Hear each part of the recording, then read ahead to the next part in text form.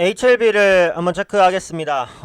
그동안 이제 꾸준히 모멘텀이라든지 혹은 기대 요인, 우려 요인 이런 부분들을 말씀을 드렸는데 오늘이 기술적으로 굉장히 중요한 위치기도 하고요. 또 지난달 말에 있었던 그 삼각학병 관련된 내용 뭐 특별한 내용은 없었습니다만 이제 관련된 그 어떤 내용인지는 간단하게 한번 짚어볼 필요는 있을 것 같아요. 그래서 지난달 말에 진행되었던 이 삼각학병 관련된 그리고 그로 인한 변화 무엇인지 한번 살펴보고 그 다음에 수급적으로도 약간 좀 변화가 생길 듯한 그런 모습들도 나타나고 있는데 그 부분에 대해서까지 간략하게만 한번 체크를 해보도록 하겠습니다.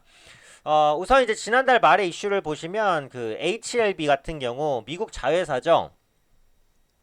HLB 그 USA와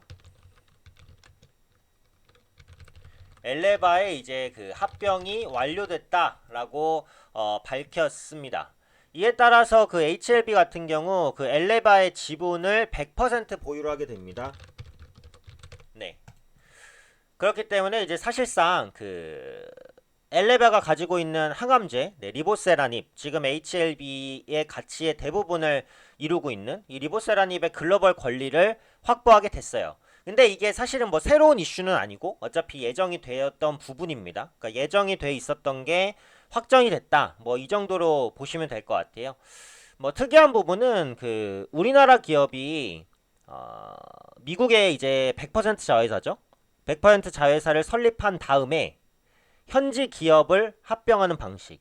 이걸 이제 그 삼각합병이다 이렇게 부르는데 그 삼각합병이 처음 성공한 사례라고 합니다.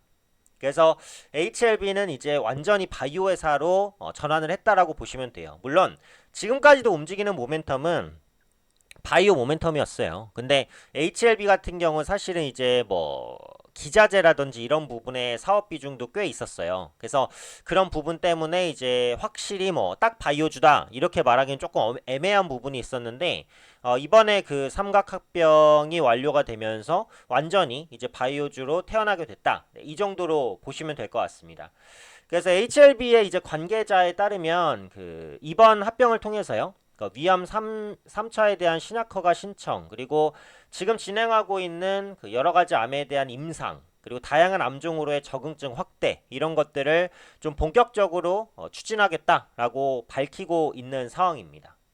그래서 앞으로 이제 다국적 제약사와 협업도 확대하겠다라고 했어요.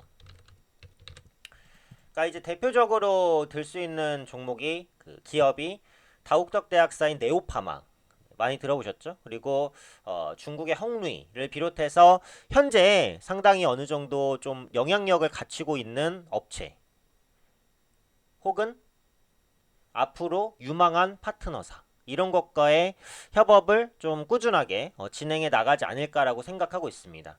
그리고 FDA 허가 관련해서 언급도 지난주에 이제 잠깐 있었어요. 그래서 진양권 회장 같은 경우 FDA 규칙이라든지 이런 것들을 준수하면서 IR을 진행하고 있다고 밝혔습니다. 그래서 진양권 회장이 직접 밝히기로는 5년 내 5개 항암제 시판 목표를 달성하겠다라고 했습니다. 네. 실제로 이제 5년 내 진짜 5개 항암제 시판 목표를 달성하면 지금보다 주가는 적어도 한 3배 정도는 더 가야지 맞지 않을까라는 생각이죠. 어쨌든 이건 이제 회사의 그 가이드라인, 목표치일 뿐이니까 참고사항으로 보시면 될 것 같고요.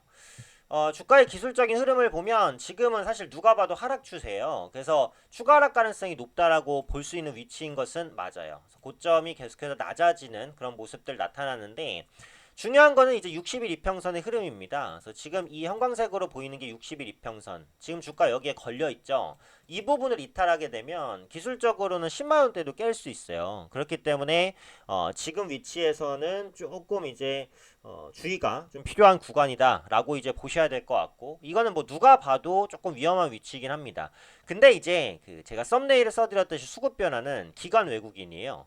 기관 외국인의 수급을 보면 HLB 고점에서 계속 매도했어요. 누구만 사고 있었다는 거죠? 개인만 샀다는 겁니다. 근데 최근에 보시면은 네, 기관 외국인의 수급이 올라가요. 물론 이게 이제 그 상대적인 걸 수도 있어요. 뭐냐면 전에 제가 그 대주주 양도세 관련해서 12월 달에는 개인의 매물이 많이 나올 수 있다라는 부분을 말씀을 드렸어요. 그러니까 상대적으로 이제 HLB도 많이 매수를 한 개인들이 많을 거라서 12월에 양도세 부과를 회피하기 위한 매도가 나왔을 가능성이 있어요. 물론 가능성입니다. 확정적이라고 얘기할 수는 없지만요. 그럼 상대적으로 개인이 팔면은 기관과 외국인은 순매수로 잡히겠죠. 왜냐하면 기관, 외국인, 개인이 다 팔 수는 없어요. 누군가 사주는 주체가 있기 때문에 파는 거예요. 그렇죠?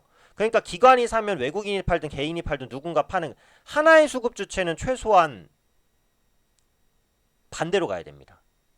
그러니까 개인 매물 때문에 기관 외국인의 순매수가 잡힐 수도 있는데 어쨌든 기술적으로는 기관 외국인 양매수가 잡히고 있는 부분 정도는 긍정적이에요.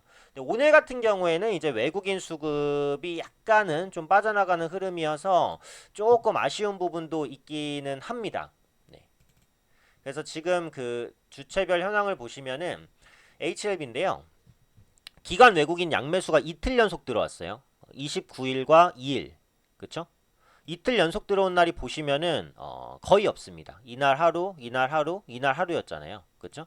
근데 이제 외국인은 현재 잠정으로 매도로 찍혀서 조금 아쉬운 부분이 있긴 있어요. 하지만 이전 대비해서는 그래도 수급이 조금 개선되려는 모습들은 나오고 있죠.